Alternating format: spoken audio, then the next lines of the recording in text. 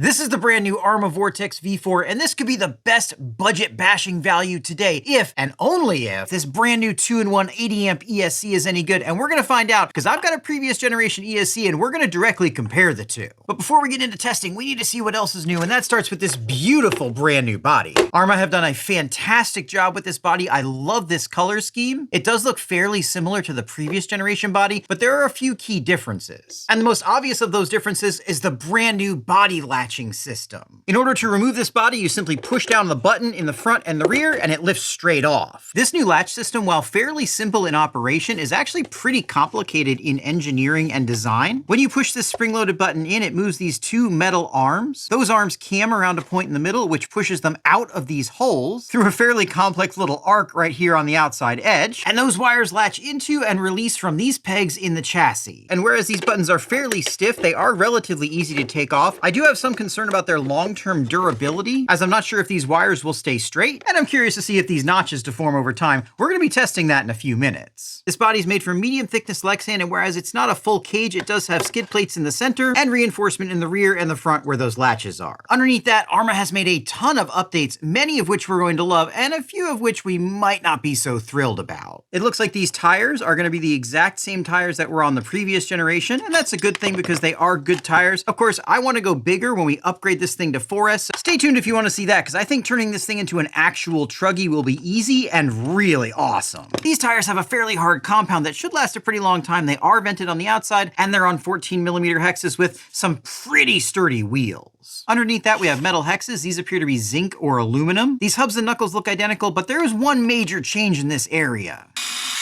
Whereas these links look very similar, and for the most part they are, we have one fantastic upgrade, and that is these steel ball ends. The previous version had plastic ball ends, and they would wear quickly, get bound up with their own dust, and were just generally problematic. These new steel ends are a fantastic change. And it does appear as though those steel ball ends do carry out through the rest of the car.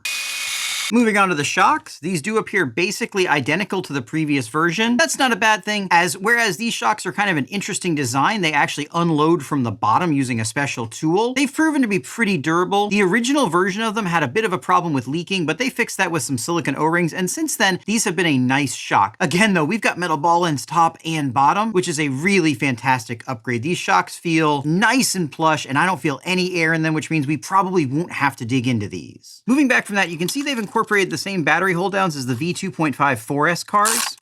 Personally, I wasn't a fan of these on the V2.5 4S cars. We'll give them another chance on here, but we may end up just cutting these off. We'll see. Surrounding that battery tray are new, taller side guards, which really should help with dirt ingress. However, it looks like the area where the steering rack goes through has not changed, which could be a problem for some with rocks and pebbles. On the other side is where the biggest changes are. Basically, nothing here is the same. We've got a new servo, a new ESC, a new motor, a new fan, and a new center drive shaft. But of course, the thing we're all the most excited about is that center diff. Because of how thick this module is, we're gonna have to do a little bit more work to get this out of here. First, we start with the center drive shaft as usual. This new center drive shaft looks very similar to the old one, but it's been reinforced in one key area. As you can see, the area around the outside part of the shaft is quite a bit thicker. That should help prevent distortion in this area and stop this thing from stripping or getting twisted nearly as easily. This is something we're going to be testing when we put this car on 4S though. In order to slide this power module out, we're going to have to take this front module out because there's no room between the motor and the receiver box. Arrma is nice enough to mark which screws you need to remove with these little dots. We do also get these new, more secure wire retainers, though that does mean we have to remove these in order to get the module out. These are definitely a nice design upgrade, as these wires tended to come out of the old ones really easily. It'll be interesting to see just how hard they are to put back on though. Now we'll just pull these bullets off. These are still 4mm bullets, though these male motor bullets are a different design than the previous version, which makes me wonder if we've got a different motor manufacturer than before. With all that disconnected, we can get this module out of the way. We'll definitely be taking a closer look at this in just a minute. And now to get that power module out, we just need to remove 3 more screws. Then we just need to pull this retaining block out of the side, and since this is brand new, it should pop right out of here. This module is the thing people are probably going to be the most excited about, and that's because it's got a center differential in it. A center differential is a huge advantage when it comes to bashing. I'll explain why when we get it out of here, but it's definitely something you want and something that'll help save your drivetrain. A really nice feature of this new module is they give you two little access ports for setting your mesh. This is a big improvement because on the previous version, you had to set your mesh with the cover off, and that was kind of difficult to do because without this bearing supported, there was some slot between the gears, and the mesh you set with it off could be different than the mesh with it on. And here we have our center differential. This looks basically the same as the 4S V2.5 center differentials. It has an all-metal case and all-metal gears inside. We'll take a closer look in here in just a second. Supporting that is a nice big beefy relieved motor mount plate. I don't think I've seen anybody bend these in the V2.5 vehicles, but of course there's always room for upgrades. I really like these nice chunky motor mount screws. They have a 3mm hex in them, which means it's a lot less likely you're going to strip them out against the thread locker that they use. Cooling the new motor is a brand new heatsink. This has a much larger 35mm fan, taller fins, and overall seems like it'll be a more efficient cooling design. And that's going to be cooling this brand new 3100 kV motor. This is basically the same size as the previous generation, but I think this is coming from a different manufacturer. We've got a different type of silicon insulation on the wires, different heat shrink, different bullets, and most importantly, and unfortunately, different screws to hold the rear end bell on. These are teeny tiny Torx screws, and I was really hoping to get inside this motor, but I actually don't have a bit this small. So unless I find one, we're just gonna have to see how good this is in testing. That motor is gonna be putting power down through this center differential. We have sealed bearings on front and rear. These are pretty big bearings, and they should last a good long while. So why is a center differential such an advantage in RC car bashing? It's because it allows the front and rear of the drivetrains to decouple from each other. Without a center differential, the entire drivetrain has to go the same speed. So if you land a big jump with the wheels spinning and the rear wheels hit the ground first, the entire drivetrain has to come to a stop. That can impart some really huge forces in the drivetrain and tends to break stuff. A center differential, even one that's really stiff like this one, will allow power to come in one end without necessarily having to be transmitted out the other end. That decoupling really helps save your drivetrain components, and I think is going to make a lot of the parts on this drivetrain more durable that might have broken without this center differential. The other big advantage of the center differential is lower maintenance. This takes the place of your slipper clutch, and slipper clutches do need fairly frequent adjustment, and if they get contaminated with any oil or anything like that, they can start working improperly. This is a sealed unit, so it's pretty much impervious to outside influence. As you can see, we've got some nice thick fluid in here. This probably feels like maybe 1 million, and we've got the exact same gears that you would see in the front and rear differentials. That differential is awesome, but I think the real make or break for a lot of people on this new truck is going to be this ESC receiver combo. Let's take a closer look at this. This new unit is an 80 amp ESC receiver combo. As you can see, there's no receiver in the receiver box, though they do give you the complete receiver box, which is nice. As you can see, this is a totally different design from previous Spectrum systems. This is an 80 amp unit and it is waterproof. The lead for the servo comes out the back, and then you have a fan connector here. As far as I know, this is not a programmable unit, even though the manual does call this a set button. And pulling this cover off, we can see we have a fairly standard looking 25mm fan here, though unfortunately the connector is not the standard servo style connector. It may be possible you can get other 25mm fans with this connector, but chances are whatever you get won't have it, and you're either going to have to adapt this wiring, or you could just wire off the fan header and run it that way. Generally speaking, the internal fan is on the exact same bus as the BEC, which will be the exact same as this fan header output. Speaking of BECs, this does have a 6V 4 amp BEC, which is superior to the 6V 3 amp BEC on the BLX 100, but slightly inferior to the 7.4V BEC on the Spectrum Firma 100. One really interesting feature here is we have solid capacitors on this. Most ESCs have electrolytic capacitors, which have a liquid inside them. These don't have any liquid, which makes them more durable and a little bit longer lasting. That's actually a really nice thing to see. They are made by CapexCon, which isn't a top brand, but it's also not an unknown brand, so these should be decent. There are 4 more screws here. I'm not going to take these out because there's going to be thermal compound underneath them, and I don't want to skew the test when we compare it to the previous version. There are definitely some more chassis updates we need to look at, but before we do that, we need to take a look at this new servo. This servo saver is identical to the previous version. It is a 25-tooth unit, however, it does have that same internal spring, which can loosen up over time. There are some options for upgrades to this, but so far, surprisingly, no one's come out with a really, really good one, at least as far as I know. If you know of a great upgrade to this, let me know down in the comments. This is the S662 servo, and whereas it's not new to Spectrum, it is new to this car. It's supposedly steel-geared and waterproof. Let's check that out. Assuming it's truly waterproof, we should have an O-ring on these screws. And as you can see, we definitely do. As we can see here, we do have some conformal coating on here, and we have a nice big beefy brushed motor. Popping off the other side, it does look like we have an all-steel drivetrain here. Looking at the top, we can see we have a ball bearing here, and then bushings for the first and second axles. A lot of servos just run those in plastic. That's a nice touch. And then, yep, here we have all steel gears, including this first gear, which a lot of times manufacturers will cheap out on. I'm definitely curious to see how this operates on 6 volts. This S662 is rated all the way up to 8.4 volts, so you're definitely going to be leaving some performance on the table at 6 volts. Let me get this mess back together, then we'll see what else they updated. One other major thing that's been updated is this chassis. Of course, we have holes for the center differential spur gear, as well as some reinforcement here in the front, just like on the 4S V2.5 cars. Some people have experienced breakages right here in the chassis. We've got an extra reinforcement we're going to be doing in the future, but these reinforcements here definitely do help. Before we take a look at the last major update, I need to test out these body mounts. And I'm going to do that by taking this body off and on 100 times. When I get done with that, we'll take a look at the mounting system and see if there's any wear. While I'm doing this little torture test, if you're having a good time, make sure you get subscribed. We've got a ton of new cars coming out, and I've got some really fun projects that you're not going to want to miss. So hit that subscribe button and hit that bell to get notified of all future videos. 98, 99, 100. First lesson I learned while doing that is that it can be pretty challenging to push this rear button. It's also not the easiest thing in the world to align everything, but then again, you're not going to be doing that 100 times in a row like I just did. The latches themselves still look absolutely pristine, and they still work perfectly, and the pins appear to have zero wear on them in the front and in the rear. Now, obviously, that wasn't the most thorough durability test in the world, but I think that gives us a good idea of whether or not these things are going to fail early in their lives, and I don't think they're going to. Of course, whether or not this thing pops off when we do some serious bashing is the real test. Removing this differential, things might look very familiar in here, and for the most part they are. We have the exact same plastic drive shafts, the exact same plastic yoke, same basic plastic housings, and even the same plastic ring gear. But what's different is down in here, we see a steel pinion gear.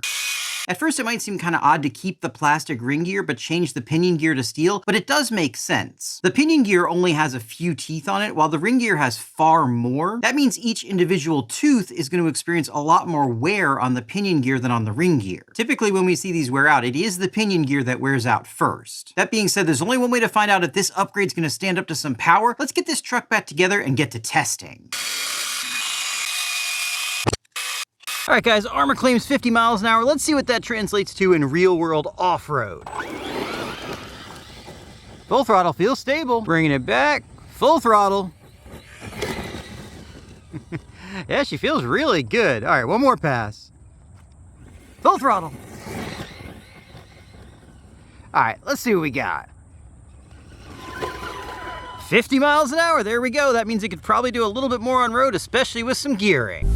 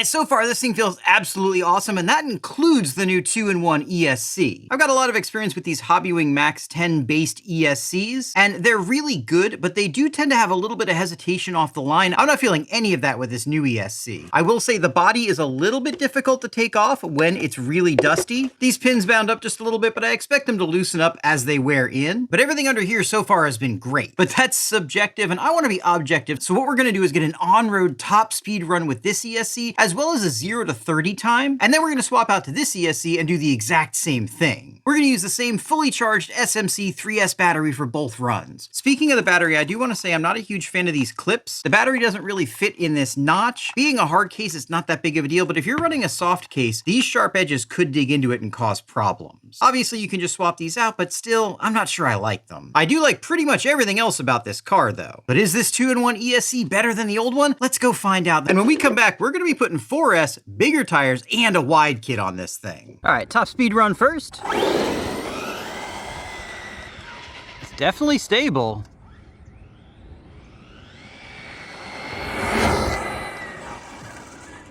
Feels pretty good. Yeah, one more time. Very stable. All right, let's see what that was.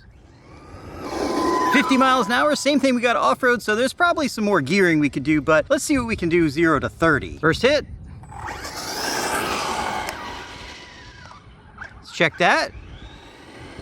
1.59 seconds. That seems fast. Is that fast? Let's do it one more time. Here we go. Oh, hang on a second. This definitely has a lot of pep.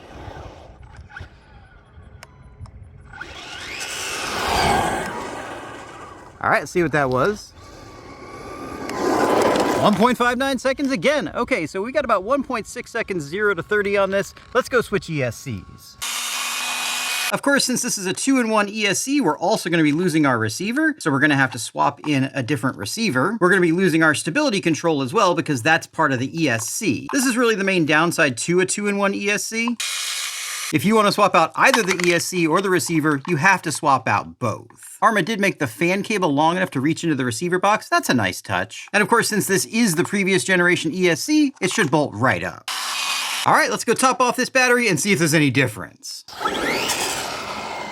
It definitely has that hesitation off the line that I remembered. Let's see how she goes. Full throttle. That feels about the same. One more pass. Yep. And one more time. All right, let's check it out. 49 miles an hour, so basically the same. Let's check that 0 to 30. Bring it in. 1.59 again. Okay, one more hit. And let's check it. Yeah, 1.59. So there we go, guys. There's basically no performance difference between the previous generation ESC and the new 2-in-1 ESC. Even though this is a more powerful ESC, they perform almost identically in a 0 to 30 and top speed run. That's not really that surprising. 100 amps and even 80 amps is a ton of power. And above a certain amount of power, you're going to be traction limited, wheelie limited, or differential limited. And I think this one's experiencing all three of those. That being said, I will say this new ESC does feel better. All these Hobbywing 3 and 4S ESCs have always experienced a little bit of hesitation off the line, and this new ESC doesn't really exhibit any of those tendencies. Now that we've gotten that out of the way, it's time to go to 4S and some shiny parts. Well guys, I was going to install this nice M2C chassis brace, but unfortunately the profile of this new chassis with this reinforcement right here doesn't really allow for it to fit, so we're going to leave this off. The main thing I want to do is upgrade to these 17mm hex Proline Badlands though, and for that we can use these 17mm hex adapters that are going to make the track a little bit wider as well. And that's as simple as popping the old wheel off, removing the stock hex, popping on the 17mm hex, popping on the nut, and installing the tire. Let me get the other three installed, pop in that ESC, and let's go see what this trugified Vortex can do.